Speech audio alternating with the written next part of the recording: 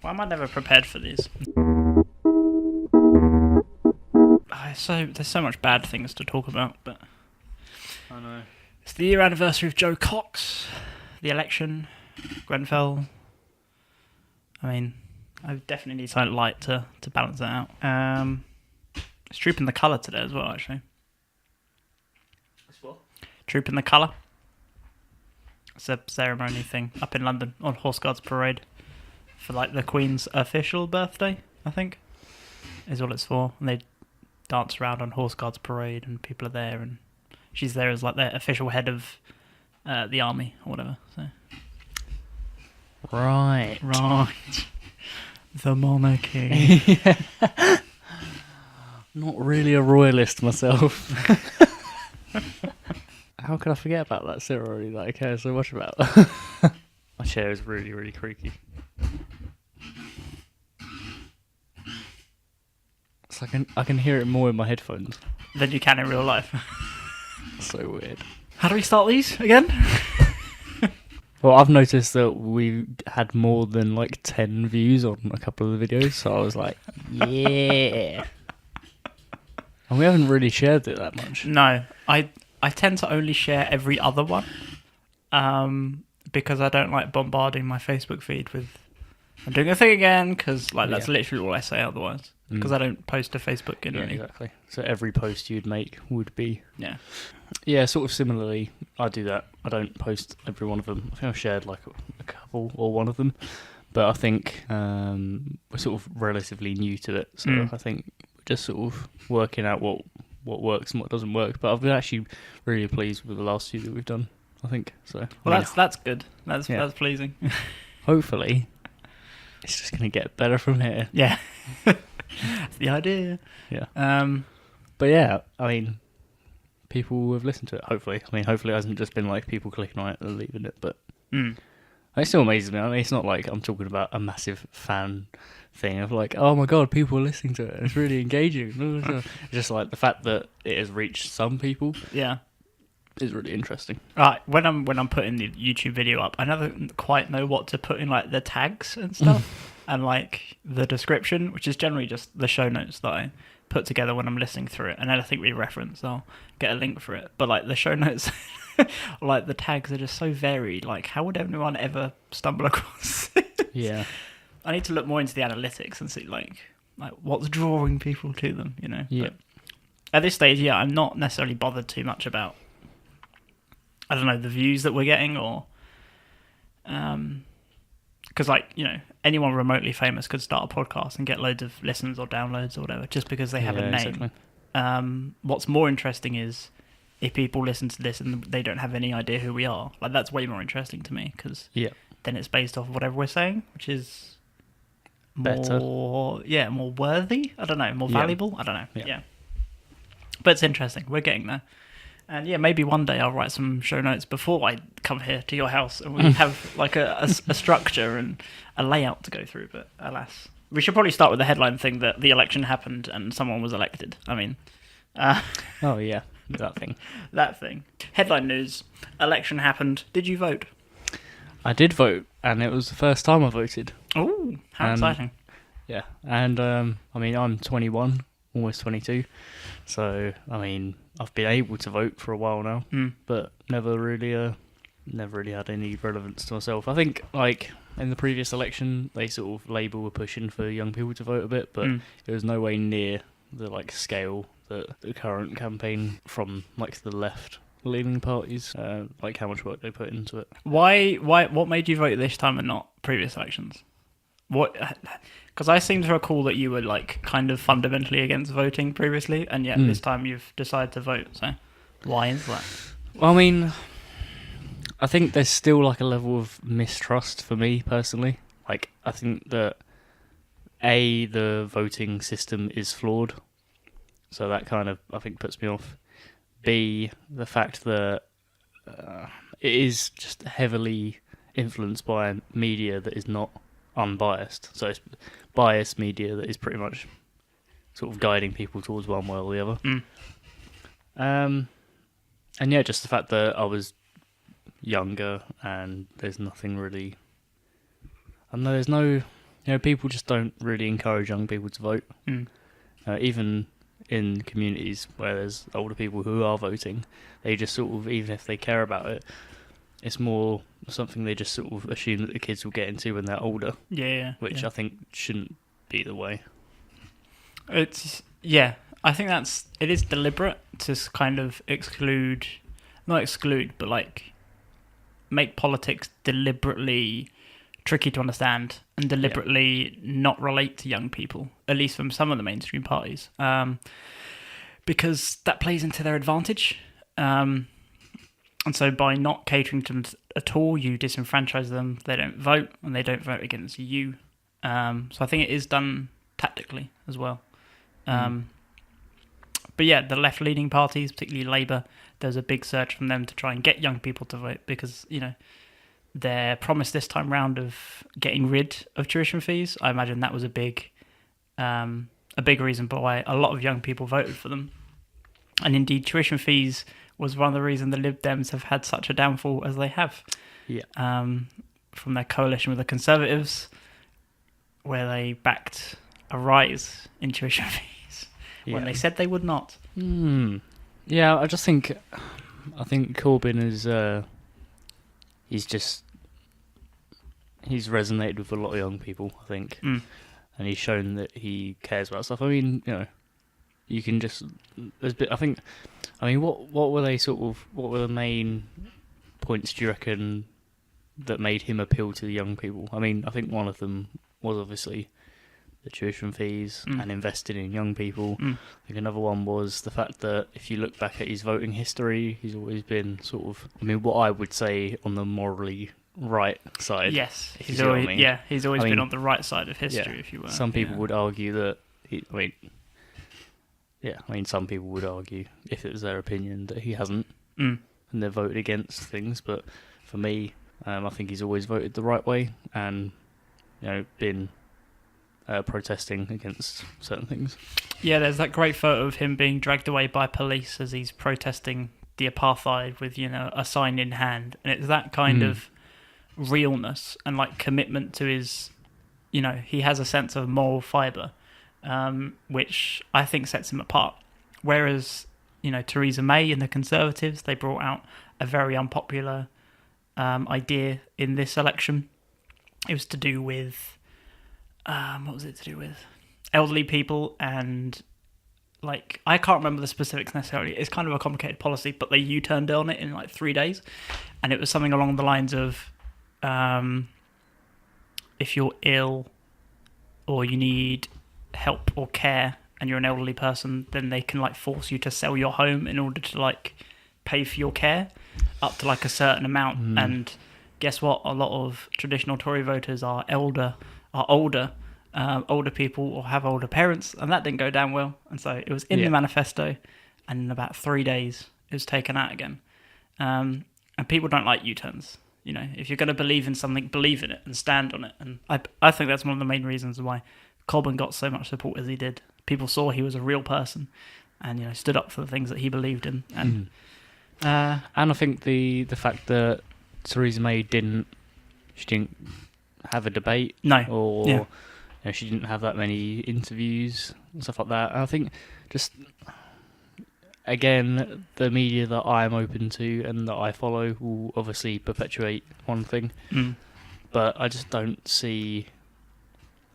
I even went on the Conservative Facebook page a few times to just check what's going on with them and how their marketing is going and stuff like that. It just wasn't. Even as ridiculous as it sounds, and I know this doesn't translate into votes, as we all know, but, looking at the engagement on their social media platforms, as opposed to someone like the Labour Party, it's there's massive engagement on Labour Party, and not a lot on Conservative parties. The rallies and stuff like that Corbyn held. Some of those were incredible, weren't they? Did you see the one in the Tranmere football stadium or whatever? That was incredible. No. There was 30,000 people there or something, and he took to the state. Yeah, it was in a football state. That was incredible. That was. Sorry, I think I saw one. Was it in Birmingham? And it was shown on screens in Croydon and stuff like that. Oh wow! But that was really good. There was I think Steve Coogan was there and Clean Bandit was there. He performed. But that was really, really good. I thought like that for me, after I watched that was like I really like that because it sort of just showed like a load of people just being together for a really good cause, and it was just like, you know, the audience was of all ages. It was a lot of young people there, probably predominantly young people, but I mean, since when was that a bad thing? I mean, people, exactly. I think people look at that and they're like, oh my god, a massive crowd of young people is gathering together, something bad's going to happen. It's like, well, they're just trying to do something. Yeah. So. Yeah, and of course, the outcome of the election, there's no majority. The Conservatives remain the largest party in the UK, but they kind of can't form a government.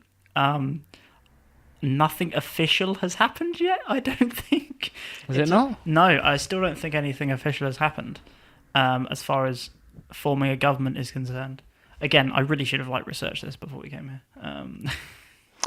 Oh, because I thought that Theresa May talking outside Number 10 and saying, I will form a government with blah, blah, blah, DUP, all that stuff, I thought that was it cemented.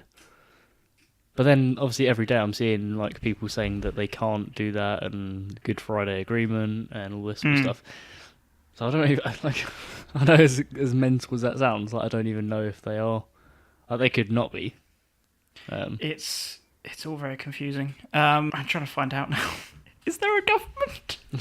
It's just so strange. It's confusing. I think either way you look at it, essentially what's happened is, I think as we were talking about in one of the previous podcasts, is that their whole goal was to weaken the left-wing sort of parties, so it'd be easier to pass laws that they wanted to pass, and effectively make them have to answer to less people over the next few years during the negotiations. But I think what's happened is that's completely backfired because now I know, yeah. And I think it's brilliant. You know, regardless of what side you're on, I think, or who you voted for, I think it's quite incredible that how bad the campaign went for the Conservatives. It is. I mean, unless a Labour won, I don't know if it could have been any worse, really. It's so incredible. There was no need for her to call the election. I know. and she did it anyway. She sacrificed what little majority she had for a literal non-majority. The Conservatives are now a minority. It's really quite incredible. The Conservatives did make some gains in places like Scotland. They've taken back some seats from the SNP, and the SNP have lost some seats there, which is interesting, because for the longest time there was always the joke that there were more pandas in Scotland than Tory MPs, because I think there are 2 pandas in Glasgow Zoo. And there was only ever one Conservative MP, but now they've got quite a few up there, which is interesting, to say the least. Yeah. UKIP destroyed, generally speaking. They've taken quite a battering, although they never had an MP to speak of. They were getting consistently, 15% of some votes in some areas in the 2015 election. But now most of that has just gone to the Conservative, as the Conservative have absorbed UKIP ideas. I mean, it really does. I think it speaks volumes about how. I mean, there was this whole thing of, the UKIP MPs and people who work for UKIP just going straight into Conservatives, but it's now as well the votes, how just I think Conservatives have sort of aimed for that market. If you're talking business terms, they've sort of seen that gap where UKIP was. They've noticed UKIP's unique selling point, and they're like, all right, we'll have some of that. Hard bloody Brexit, mate. Yeah, and they've absorbed it into the wider Conservative narrative, which is concerning. Considering how extreme some of the views or the policies of UKIP are, I would hate for them to be incorporated into the wider, Conservative policies, generally speaking. But I think also, I mean, it was expected for all the votes from UKIP to go to Conservatives, but it didn't actually. I think a lot of those votes did go towards Labour, which I think that kind of.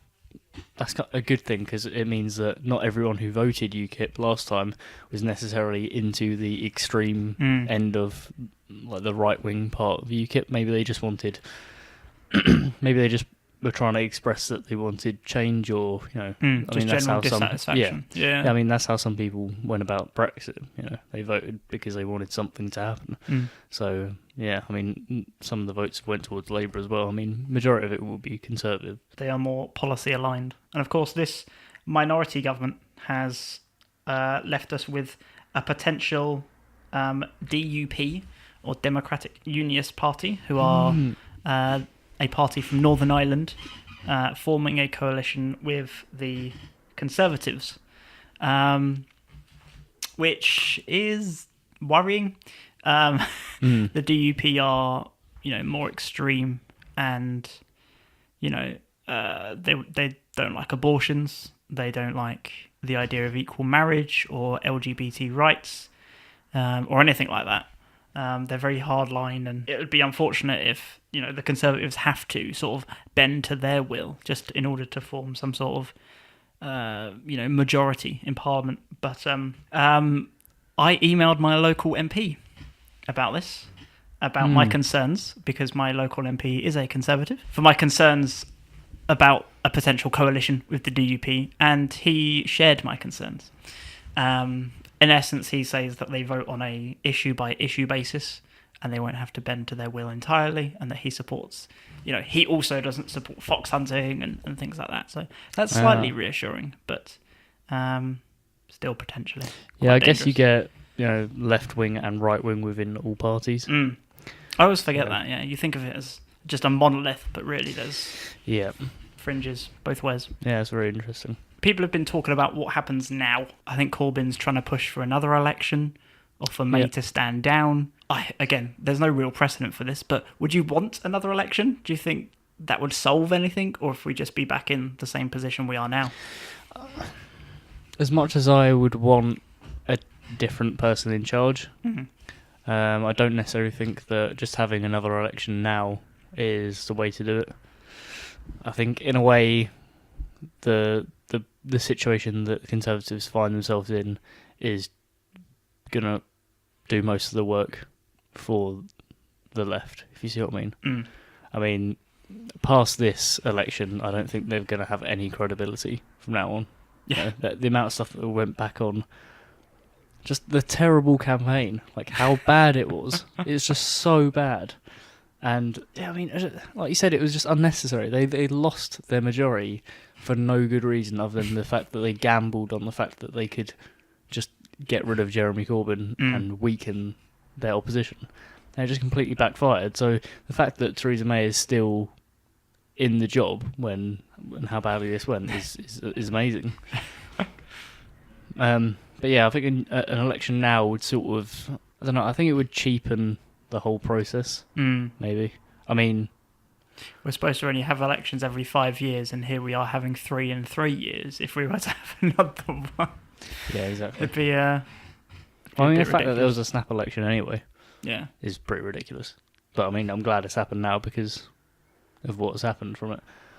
But I think time will show what is happening inside the Conservative Party and what is happening to their supporters. I think they've done most of the damage already, and it's now going to get worse for them. So, does the state of the government in worry you? We're going into Brexit, or we're supposed to be going into Brexit negotiations in a few days' time, and we kind of have, I don't want to say no government, but like what is currently a minority. Like, does that concern you that this, I mean, leaving the EU is going to have wide-reaching impacts?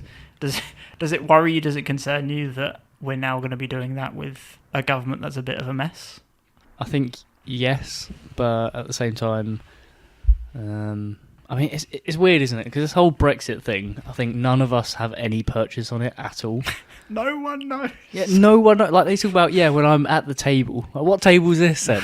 Like, I can't imagine Theresa May sat there, like, do me a bloody deal, mate. Like, sat there, trying to get the best deal for the UK. Like, trying to wheel and deal her away from. Like, I just can't imagine what it's going to be like. I wish there was a bit more clarity on it. But I think it's completely untested waters. Like, no one's left the EU. No one. It's going to be a long couple of years, I think. I mean, yeah. I mean, hopefully it doesn't. The thing is, if it goes better than better than expected and they actually do okay out of it, then it's only going to make the Conservatives look better. I think the more anger towards the current government from the EU, the better, I think, in a weird way. Because then the faster then a change will come about. Sounds a bit like self-inflicted damage to the UK, but no. Needs must. Yeah. Yeah, I mean, I think, again, we just don't have any purchase on it. We just think that, there's this big thing that is the EU, and at the end of the day, it's all just people negotiating. So I think there can always be...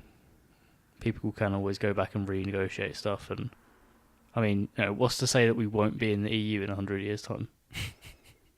It could happen. It's very possible. Very possible. A referendum to get us back in. Yeah, exactly.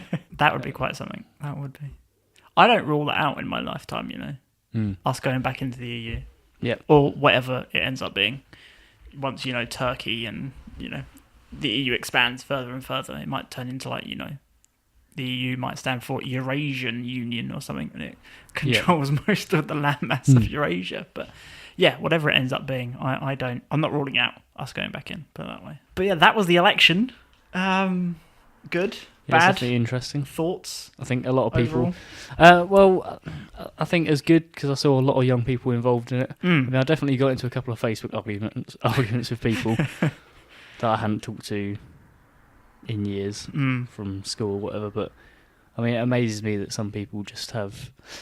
They're not about the policies. They're more about their fear of terrorism or stuff like that. Yeah. And because they have like a certain view against people who are not white, they tend to just have like, I don't know, a very like hardline approach to terrorism, which just doesn't work. Yeah.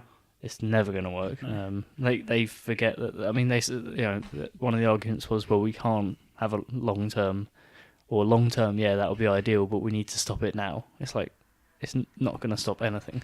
The recent events in Manchester and London, I think, are enough evidence to say that trying to deal with it one way is not doing anything. We can pivot into that if you'd like. Did these two events happen when we last recorded? Manchester and London? I really can't remember now. It's been a wild couple of months as far as major news events goes. Yeah. And quite a few things have happened. It's like, what do you say? What do you say about these things? I mean, you work was it not too far away from where it happened in London? Yeah, I always commute into London Bridge, and Borough Market is just the underside of London Bridge. So I'm always passing through that area, generally speaking. And ever since the attacks, there've been flowers and memorials and photos and all sorts pinned up on this wall and all along London Bridge, which is always nice to see. And since that day, I think not the day after, but maybe the Tuesday or whatever, they've now put up barriers along London Bridge. So previously it was just road pavement. They've now got like crash barriers that you might see on like motorways or whatever. Really? Right next to the pedestrian section. So it's kind of made the road a bit shorter, and the cyclists kind of have less room now because they either cycle on the pathway or they're kind of almost going to get hit by a bus. But yeah, they put those up now on both sides of London Bridge, which is good, I guess. And they've put like crowd congestion things at each end of the bridge. So I don't know quite how to explain it, but you've got 3 channels. You've got like a middle channel and 2 around the outside, and it sort of funnels people through them. I assume to stop cars driving up onto the pavement and going through like across the bridge on the pavement, because it's quite a wide one at London Bridge. So they are doing things. Of course, people are going to say, too little, too late. The damage was done, but I mean, there has been a response in the area straight away. So yeah, like I feel like we should talk about this, but it just makes me sad. Yeah, and I feel like it has sort of been talked about a lot already. I mean, there's no reason why we shouldn't talk about it, but I think most people who are listening to this will probably be have already well aware it. of. Yeah. Yeah, I mean, what can you say? What can you say, really? What was it? Was it just a hit and run, or 3 blokes in a car and some knives. So they ran some people over, and they went to Borough Market, and they started stabbing people in the bars and restaurants around there, as far as I can recall. Did they find who it was? Or? Yeah, they shot them dead on the scene, I believe. So the police, they got there in 8 minutes from the time the call was made, or they were dead in 8 minutes rather. So yeah, it's pretty quick. That is pretty quick. It's quite something. Yes, let us not dwell on that too long.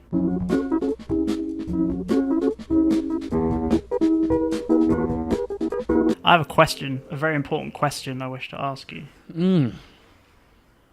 It requires me to show you a photo, or at least I'm going to reference this photo. So, now, are you a fan of sandwiches?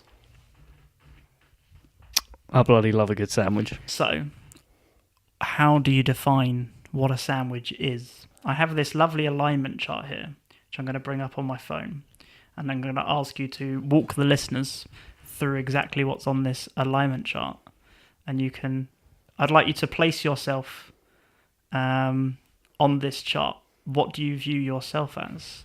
So here you go. Here's a sandwich alignment chart. If you can walk us through what defines a sandwich for you. So we've got. This is a cracking bit of content in an audio medium. I will put this image in the show notes. It's be so much easier. Right, so we've got, what do you call that? A column and a... so columns go down, rows go across. So right, okay. So 3 columns are ingredient purist, must have classic sandwich toppings, meat, cheese, lettuce, condiments, etc. Then there's ingredient neutral, can contain a broader scope of savoury ingredients. And there's an ingredient rebel, can contain literally any food products sandwiched together. Then the rows are structure purist. A sandwich must have a classic sandwich shape, 2 pieces of bread / baked product with toppings in between. And the next one is structure neutral. The container must be on either side of the toppings, but not necessarily 2 separate pieces. That's just a hot dog, isn't it? Well, this is the great debate. Are hot dogs sandwiches? That's one of the defining questions of our time. And is a chip butty a sandwich? See, these are important questions. I think maybe it's the wording, because on the structural purist ingredient rebel, it's got an ice cream sandwich. I think because that's commonly referred to as a sandwich. Then you would agree. Where do you think you fall? Ice cream on taco, definitely not a sandwich. Get out of here. So we're not structural rebel, ingredient rebel, or whatever it is, no? True neutral, which is a hot dog. I don't think that's a sandwich. You don't think that's a sandwich? Why don't you think it's a sandwich? It's a hot dog, isn't it? Because it's a hot dog. I don't know, because... I wouldn't call it a sandwich, but I think once you begin to break it down, there's no reason why it shouldn't be. But then you get into that place where you can say that cereal is a soup or something like that. Yeah, I mean, it is. Technically it is. I wouldn't call it that, but, it is. It is a soup. Oh, my God. Well, a BLT is definitely a sandwich. Okay, good. Confirm. Can confirm. Is a sub a sandwich? Like something you get from Subway with meatballs in it or whatever. That's a sandwich. Would you say a sandwich? Yeah. I would say a sandwich. Would you say a chip butty is a sandwich? Yeah. That's a sandwich. It's a chip sandwich. Does it depend on whether the chips are hot or cold? To me, no. No. Either way, that is still a sandwich. I'd say for some reason in my head it's more of a sandwich if it's cold. Interesting. What is it if it's warm then? A dinner. Chip butty. So if you had a warm burger, is that for dinner? Is that a sandwich? No. But then neither is a cold burger. A cold burger isn't a sandwich. It isn't a sandwich. But then is an ice cream sandwich a sandwich? Because that's cold. It's very cold. Very cold. So where do you think you fall on this chart? probably say ingredient neutral. Between ingredient neutral and ingredient rebel. Somewhere in between there. Because if you've got two pieces of bread and you've got just some random products together, I think that can potentially be a sandwich. Yeah. See, I quite like... I fall more towards... Like, is a burrito a sandwich to you? No. You've got bread, and you got, no? No, because you can get like a burrito bowl, and that's pretty much the same thing, minus the wrap, but it's still the same meal, if you see what I mean. Like, you buy a burrito, and it's all wrapped up in the tortilla, but then you can get it as a meal without that, so... It exists without the bready content. What if I got a really, really large sandwich? So if I got an enormous sub, or several subs, that I'm eating for my meal, and it contains a warm meatball, is it still a sandwich? Yeah. That's still, even though it's a meal? Yeah, a sandwich is still a meal, or can be a meal. But you said burgers weren't. A burger wasn't, or a chip butty isn't a sandwich because it's a meal. I tell you what, the chip butty is a sandwich. Okay, good. We've got confirmation. Because you could have that for breakfast or lunch. You could have that for lunch, I think. Absolutely. But then technically you could have a burger for lunch, but I don't think a burger is. See, I think I'm a structural neutral ingredient rebel. I think an ice cream taco is a sandwich. What? I can get behind that. Nah. A taco in itself with normal person ingredients. No, okay, you've backed me down. No. I'm sorry, I don't want to influence your decision here. No, you are right. A taco isn't a sandwich. It's a taco. Come on, Steve. I want to be ingredient rebel. I want to be radical sandwich anarchy and say that a Pop-Tart is a sandwich, but I want to be that. I want to be that, but I can't. I want to say an ice cream sandwich is a sandwich. I want to say putting that in there. No, I believe that. I believe the sensible part of my brain. Ice cream between waffles is a sandwich. I'm 100% behind that. Yeah. I believe that. It says it on the packaging, so it's got to be. I also believe that a hot dog is a sandwich.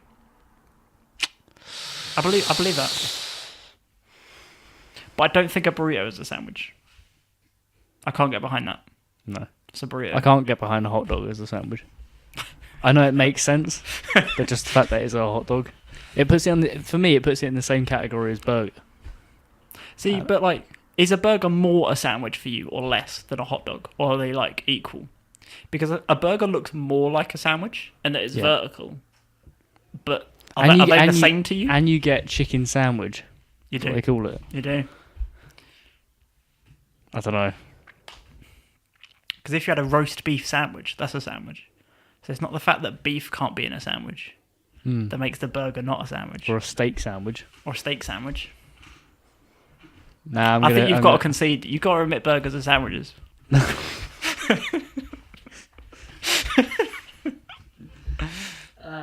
It was so intellectual.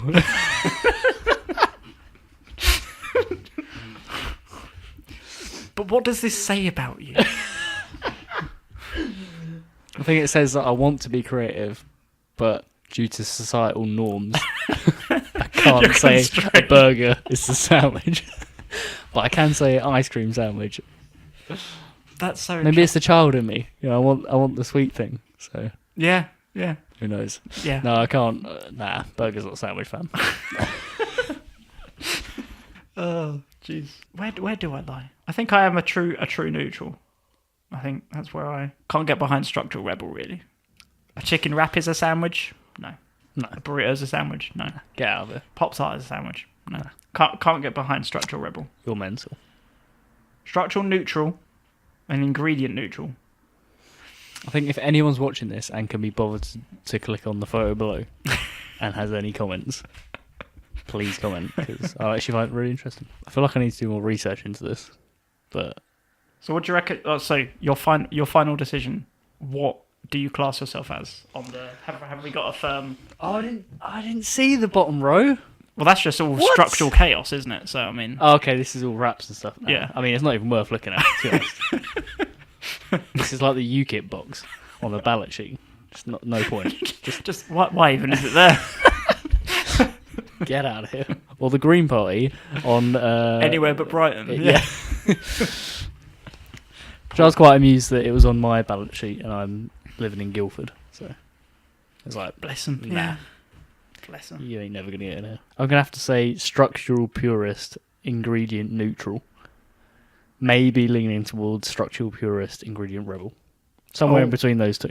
Oh, nice. It depends how wacky you're going to go with the innards. I mean, ice cream. If ice cream is the representation of how crazy it's going to get with the ingredients, then yeah, that's me. Yeah, I fall somewhere between true neutral and structural purist, ingredient rebel. Like sort of diagonally across those two. I cannot get behind an ice cream taco. I'm sorry. No. I simply cannot. That is but I madness. can get behind an ice cream sandwich between two waffles. That is a sandwich. Yeah, I believe in that. I believe very strongly in that. that was a good bit of content. That was in an audio medium. Great well done. content. Good work. Good work.